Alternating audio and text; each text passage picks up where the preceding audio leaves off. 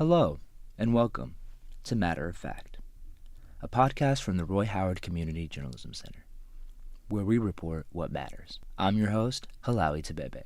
With support from the Scripps Howard Foundation, our center works to counter misinformation and strengthen truth-based journalism across communities in Southeast Mississippi.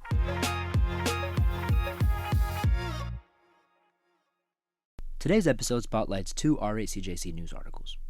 The first is Poplarville's long-overdue wait for a city post office is over. The second, a follow-up that asks what happened and what didn't after that big announcement. Titled, USPS delivered Poplarville false promises on post office plans, residents say. We're talking about what it would mean for a small Pine Belt community to regain a full-service post office, a service they have gone without for nearly 4 years after their historic downtown building closed. Even though Poplarville is a small city, its post office services a much larger area. That one zip code, 39470, reaches thousands of people in and beyond the city limits. Residents say they expected repairs, a reopening, a plan, but mostly they say they expected answers far sooner than they came. Now, with the holiday season in full swing, the lack of a permanent facility, and even a simple outdoor post box downtown, continues to disrupt people's daily routines. At the same time, there's been no visible progress at the new site on South Main Street, where construction on a replacement facility was expected to begin in October. Meanwhile, the community remains overwhelmed with mail and packages funneled through a temporary mobile unit. In this episode, we'll break down the history behind the closure, the challenges residents face without an accessible post office, and the processes local officials are going through to get work started on a new facility. Pulling the curtain back, we'll sit down with student reporter Alexa Hatton, who helped cover this story, to learn what she discovered throughout her reporting, and what the new building means for the community. We will also dive deeper with the reporter Morgan Gill about how a follow-up story came together, and how the community responded when questions about accountability resurfaced. For most of us, dropping off a package or checking the mail takes only a few minutes. It's an errand, and usually a small one. But in more rural communities like Poplarville, home to just under 3,000 people, something as simple as mailing a letter has become a years-long reminder of what the town has lost. After extensive termite damage was discovered in the historic downtown post office in January of 2022, the building was eventually closed, forcing the community to rely on a temporary mobile unit. Mayor Louise Smith says the damage that led to the closure was beyond the city's control. What happened is the ceiling fell in at the post office, and the ceiling fell in because of termite infestation. The ceiling was actually destroyed by termites. Poplarville is one of the worst places for termites, period. A lot of our buildings are affected by termites, and people are just constantly working to eliminate the situation, but unfortunately it's something that is in this area. For nearly 4 years, postal workers have operated out of that temporary mobile unit instead of a full indoor post office. But Smith says it's not just postal workers and Poplarville's residents who are impacted. It's our postal code. That code actually serves 13,000 citizens. Now, Poplarville is a city of under 3,000 residents, so it's not just our 3,000 residents that are affected, by the services right now. It's all of the residents. Pam Applewhite LaHaye owns a business in downtown Poplarville, Apples Unlimited, just a block or so away from the old post office. She points out that the post office service radius grows even more during the week. Poplarville is not a large city, but with Pearl River Community College in town, that actually more than doubles the number of people in Poplarville on a normal weekday basis. LaHaye says the long wait has been frustrating for the entire community. Those poor people up there have been through it, but yeah, to me, the whole process has been very unfair. Since the closure, postal workers have continued serving Poplarville from a temporary mobile unit, staging mail outside, loading it into their personal vehicles, and working in the elements day after day. For many residents, the concern goes beyond inconvenience. It's about the conditions that these workers have been forced to endure for nearly 4 years. Local advocate Kara Williams says watching employees work outside in extreme heat and cold has taken an emotional toll on the community. Do I think that people don't want to come to Poplarville because of that? No, I don't think it's had that kind of effect. But it's just really depressing to everybody to think that I'd say 95% of the residents in Poplarville are more concerned about our postal workers, because it's just, they have to do that in the rain, in the cold, in the hot, outside. Those same conditions caught the attention of Lou Ann Lee, a lifelong resident who frequently visits the temporary unit. One day I was at the window and it was hot in South Mississippi, and she looked hot, and I said, "Do you have air conditioner in there?" And she said, "It's broken."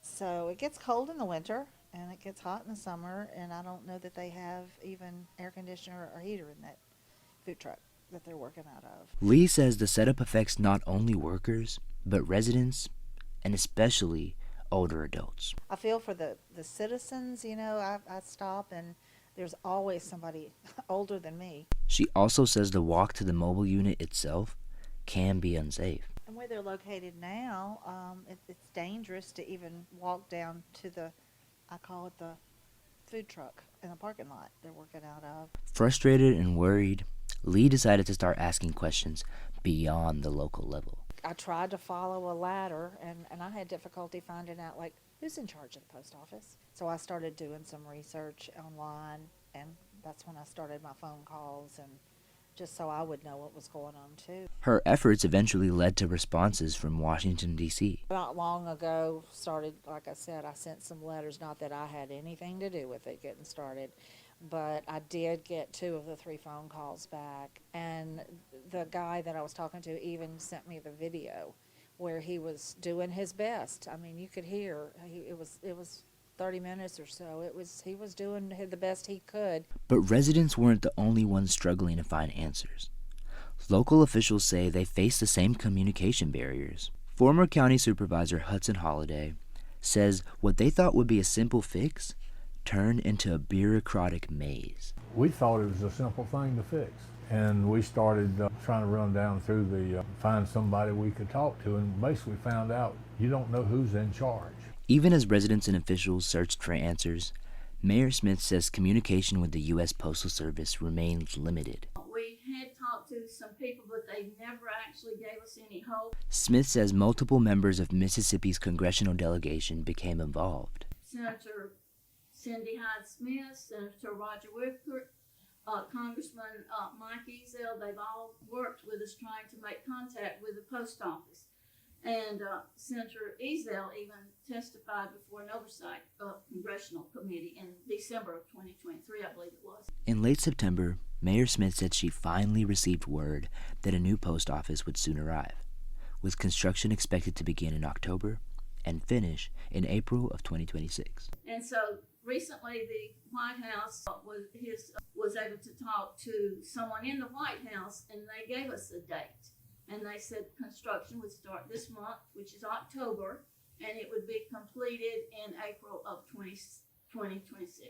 But 2 months later, residents say they still have not seen visible progress at the site. I looked that up recently, and on September 30th, WLOX came up and talked with Mayor Louise Smith, and she announced that she had received word that the post office was a go. And it was going to be located at 935 South Main Street in a strip center, and that they would start work in October and it would be finished in April of 2026. However, here we are in December of 2025. Virtually no work has started down there on the location. R8CJC News has contacted U.S. Postal Service officials since the original story in October. As of the follow-up story's publication in December, no response has been received. Residents say they want a solution, but they also want to be confident the new location will be safe and accessible. And they're going down and renting a space in a strip mall. That when the grocery store was in that strip mall, there were accidents in that parking lot all the time because the parking lot's not big enough. There was a budget that was supposed to be approved, and it would start October the 1st. Of course, the government was shut down, I think the same day, but it's just going to be interesting to see how quick and how is this going to all happen. We're excited, but apprehensive as well. I think it's made all of us very upset that Poplarville has been treated as if we are not a place that has any value. I mean, we're standing across the street from the county courthouse. We're just as valuable as anybody else, and it just makes us look like that nobody thinks that we have any worth here. I mean, if it were in their backyard, would they have done something? But it's just very frustrating. It's very disappointing in our government that they would let this go along and let these poor people that are working in this condition do it for almost 4 years. Even with plans for a new facility in motion, questions remain about the fate of Poplarville's historic downtown post office. We've never received a report, on whether or not the old post office can be renovated. Now, there's the post office is saying actually that it couldn't be renovated or repaired, but we've never been able to go in with our engineers to actually inspect the building to know, whether it can be rebuilt, renovated or whatever. But we are asking, if they're not going to use that post office facility there anymore, if they will donate it to the city. For now, city leaders say they're still pushing for answers and playing the waiting game. Obviously, they should have been fixed by now, but I don't know that it's nobody singled out the county and said we're going to not do this for them because that's Pearl River County. I think there's just, it's almost a comedy of errors.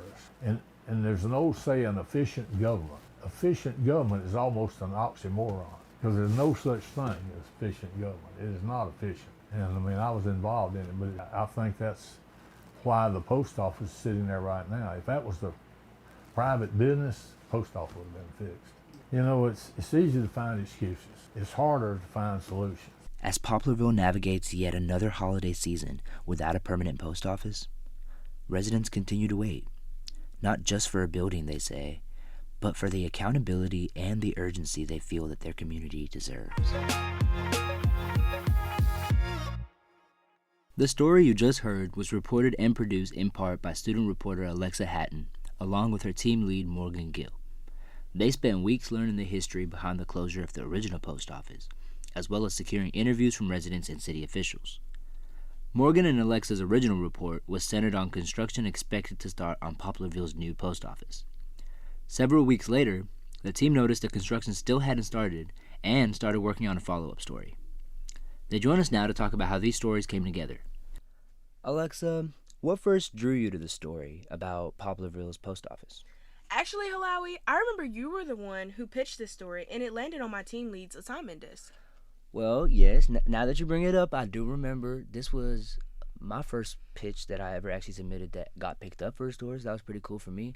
But yeah, I just found it on my Facebook feed scrolling through, and I thought it was interesting that they had been without a post office for so long. I never actually expected it to get picked up, but I know you work really closely with your team lead, Morgan.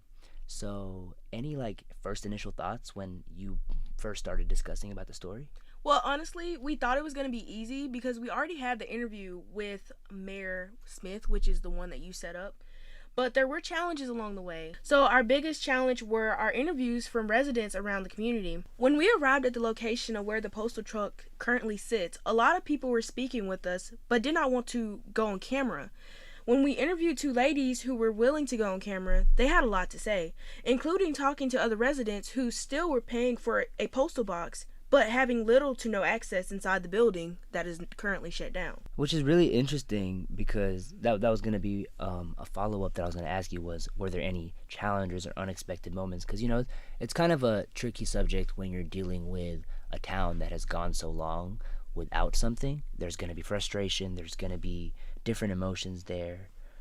So that's really interesting. How did you deal with the apparent frustration among the residents that you spoke with? Well, they definitely appeared very frustrated about the situation. I would say like the two ladies that we did speak to, they kind of connected with us and they kind of took a deeper dive into this. One of the ladies even said that they reached out to the president Trump and they didn't get any word back from himself, but they did reach out to some of these state officials and they got more information on that. They told us who they were working alongside with, and even Mayor Louise, who was very genuine in her interview when she also shared her concerns with the state and higher officials in Washington D.C. when she wrote to President Trump as well. That's really interesting how the opinions from the residents that you talk to connect with the opinions from Mayor Louise. So with city officials that you've talked to in the past, or Mayor Louise herself, do you feel like they are as passionate about change as the residents in the community? I would say yes, because to add on to what I said previously, Mayor Louise was very clear when she spoke of the issues residents faced getting to the postal truck, especially older individuals who would stumble on the overgrown tree roots. A recent project I'm working on consists of me going to all 10 counties and going to speak to the mayors and city officials as well about their concerns for the upcoming year and how the legislative session can help fix those issues. One of them being Pearl River County in Poplarville, where I sat with Mayor Louise, who is urging funds from this upcoming year's legislative session to help minimize the overgrowing tree roots and repairing their walking trails. So it seems like even though this is an issue that may be out of Mayor Louise's direct hands, it's still something that she's passionately working Correct. towards, right? Correct. Pointing this next question towards Morgan, what initially drew you back to the story months after you originally reported it? Okay, so originally they were supposed to start construction in October of 2025, and a lot of the residents, they've been posting on Facebook, and they've also reached back out to me just saying how they haven't started on the post office. So why haven't they started on the post office? So that's really what pushed me to get that update, because the United States, we reached out to the United States Post Office ourselves, and we still haven't heard an update. So we're all wondering, why haven't they started when they promised the date and sent an email? So. And was there like a common theme amongst the people that you talked to the first time and the second time? Yes, the common theme will just be forgotten. They just feel like they're forgotten or, left out, or people may feel like they're not as important as other towns or bigger cities. And this is definitely a story where emotions ran high. Mm-hmm. So what was it like covering a story where frustration has been building for years? I honestly think since the frustration has been building for years, it made everyone want to talk. It made more people want to say how they've been feeling, because it's a major thing that's affecting more than just the Poplarville city limits. They service people outside of Poplarville, so they service many people. So I know they were very frustrated and wanted to speak on this so they can get more light shed on this problem. Yeah. And as a journalist, did this story teach you anything about the full potential of one story pitch? Yeah. I guess it's just there's always more to do with every story, I think. There's always an update. There's always a corner that we probably didn't cut and, go more in depth with. So I definitely think there's always something to build on top of a story pitch. That's very true. Kind of using the resources that we already have. Yeah. Mm-hmm. So for other journalists who may be working on a new beat in a smaller community like Poplarville, what would your advice be to them when it comes to building those relationships and understanding an area that they might not be as familiar with? I'll say the best advice is to just go in the area and talk to people. Go to City Hall, speak to the mayor, the city clerks, the aldermen. Go to the public libraries, because the librarians always have, a lot of information that's going on around town. All different people come inside and want to talk. So, yeah, I just say getting out into those areas, into those spaces, and just talking to them face to face, because when they know you face to face, they'll be able to put a face to a name and want to do those stories with you and want to give you more ideas to cover and those type of things. So definitely just getting out into the community and networking face to face. So, just to wrap things up, I wanted to ask you for our last question. Through covering this story, did it teach you anything about the services that rural communities have in comparison to bigger cities? And I guess essentially what my question is it harder for their needs to be met? I would say yes. You know, when this story was originally pitched in the editorial meeting, our managing editor, Whitney, asked how could we make this story make a difference to someone who lives in Long Beach or Lucedale. And I think it's because I wanted this story to make the reader feel like the emotion and rawness of the residents who live here, they mattered. And I wanted the audience to read it as if they were stepping into the shoes of the person who actually has to deal with this. And I hope that's what I did. It taught me to be fortunate of what I had growing up, because I'm from Laurel, which is a small town. We never had to face being without something as crucial as a post office. Actually, we have two in our community. However, that's not to say that my hometown is more worthy than any other town in the Pine Belt. An extended thank you to Alexa Hatton and Morgan Gill. We appreciate you and your reporting, and for further highlighting the processes that rural communities have to go through to ensure their needs are met. Now it's time for What is True, our fact-checking segment where we break down common claims, talk about how to verify them, and give you tools to spot what's real. Joining us is Walker Scott, our What is True Media Literacy Coordinator. Walker is over our fact-checking investigations and leads the center's Ask Me What is True community media literacy trainings. Walker, when communities go years without updates like Poplarville did, misinformation can tend to fill the silence. Why does that happen? When information from official sources slows down, people naturally fill in the gaps themselves. According to studies from the Pew Research Center, communities are more likely to rely on word of mouth, social media posts, or unverified neighborhood gossip when they feel left out of the loop. And the longer people wait for answers, the more those unofficial sources feel believable. In Poplarville's case, residents have been without a city post office for over 3 years, and during that time, there were no steady updates, no timelines, no clear explanations. When there's silence that long, people start guessing. And guesses eventually turn into rumors, which can turn into misinformation. So what should listeners look for when trying to confirm claims about government projects or delays? Start with primary sources. That would be folks responsible for the project. Next, checking for evidence is crucial. Trustworthy claims should point you to something that you can check. For example, a document, a statement, a record, or reporting. According to the U.S. Government Publishing Office, federal agencies are required to make many of their decisions and updates publicly accessible. For instance, a quick and easy method to check on the progress of a post office is through the U.S. Postal Service's official website. So, if someone online claims a project is canceled or the city has changed its plans, you should be able to find some form of documentation or at least confirmation from the official website. If you can't find documents confirming those claims, that is a red flag and a sign of misinformation. So, Walker, you have emphasized that it's crucial to navigate claims by ensuring that they're supported by facts and reliable documents.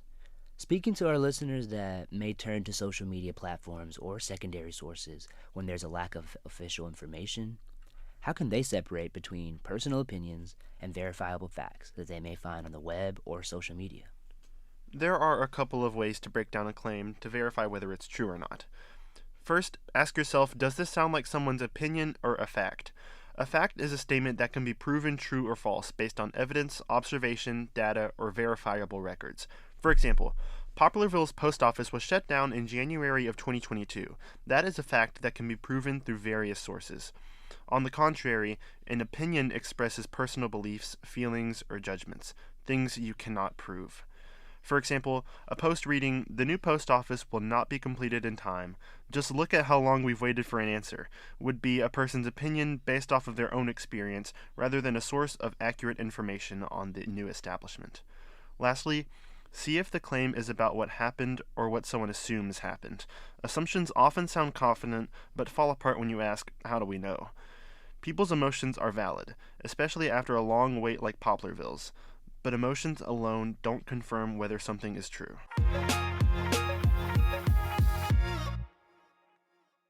That's What Is True with Media Literacy Coordinator Walker Scott. You can learn more about the program or submit a question of your own at rhcjcnews.com/WITREQ or by calling 601-266-TRUE.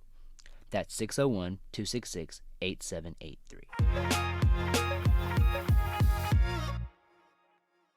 This episode was adapted from our RHCJC News article, Poplarville's Long Overdue Wait for a City Post Office is Over, as well as our follow-up, USPS delivered Poplarville false promises on post office plans, residents say. We'd like to acknowledge all of the journalists who played a part in reporting this story. That includes Sameen Chand, Jaden Koss, and Micaiah Jackson. Of course, we can't forget Morgan Gill and Alexa Hatton, who we had the privilege of chatting with earlier in the show. You can read their full stories and other related reporting at rhcjcnews.com. Be sure to follow us on social media at rhcjcnews to keep up with more stories just like these. As always, thank you for listening and for spending time with us as we take you behind the scenes of the Roy Howard Community Journalism Center. I'm Halawi Tabebe, and this is Matter of Fact.